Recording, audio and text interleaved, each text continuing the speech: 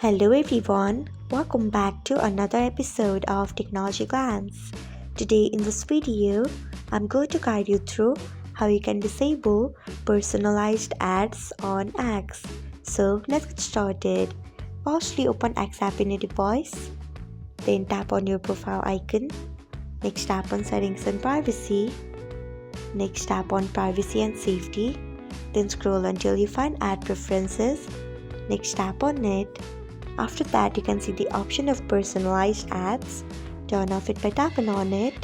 So this is how you can disable personalized ads on X. Thanks for watching. If you found this guide helpful, we would love it if you hit the thumbs up button below.